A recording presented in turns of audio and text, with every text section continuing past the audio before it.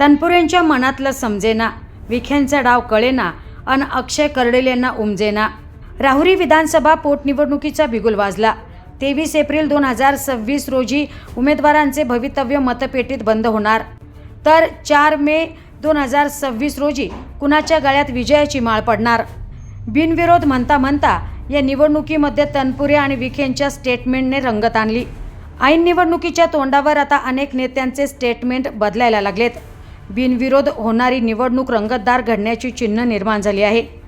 काही दिवसांपूर्वी माजी मंत्री प्राजक्त तनपुरे यांनी स्टेटमेंट केले होते, मला सध्या काही घाई नाही, त्यामुळे अक्षय कर्डिले यांच्या अपेक्षा उंचावल्या होत्या।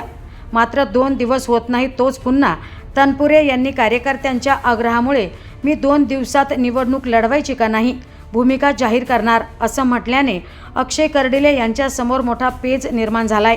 आता तनपुरे कोणत्या पक्षाकडून निवडणूक लढणार? कारण की एका जत्रेच्या कार्यक्रमात भाजपाकडे जाण्याचे संकेत त्यांनी दिले होते, त्यामुळे भारतीय जनता पार्टी ऐन वेळेला उमेदवार बदलणार का? उमेदवारीची माळ प्राजक्त तनपुरेंच्या गळ्यात पडणार अशी चर्चा राहुरी मतदारसंघात रंगू लागली आहे। त्यातच सुजय विखे यांचे स्टेटमेंटसुद्धा चर्चेत आले। गंमत जम्मतमध्ये निवडणूक झाली पाहिजे आणि ती बिनविरोधही झाली पाहिजे, म्हणजे निवडणूक झाली पाहिजे का बिनविरोध झाली पाहिजे अशी स्पष्ट भूमिका सुजय विखेंनी मांडली नसल्यामुळे तनपुरे आणि विखेंच्या मनातलं अक्षय कर्डिलेंना उमजेना। ही सर्व पार्श्वभूमी पाहता राहुरी विधानसभा पोटनिवडणूक धक्का देणारी असणार हे मात्र नक्की। दरम्यान हा धक्का कुणाला बसणार हे पाहणं देखील महत्त्वाचं ठरणार आहे।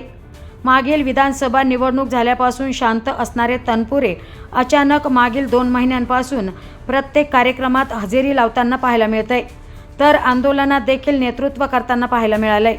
यावरूनच लक्षात येतंय की तनपुरे निवडणूक लढणार आणि तेही पूर्ण ताकदीने। दरम्यान 2 दिवसांपूर्वीच मुख्यमंत्री देवेंद्र फडणवीस हे महात्मा फुले कृषी विद्यापीठ येथे अक्षय कर्डिले यांच्यासोबत असताना ही निवडणूक बिनविरोध व्हावी यासाठी आपण प्रयत्न करणार आहोत, मात्र बिनविरोध झाली नाही तर पूर्ण ताकदीने ही निवडणूक लढवणार आहोत असं देखील म्हटलं आहे।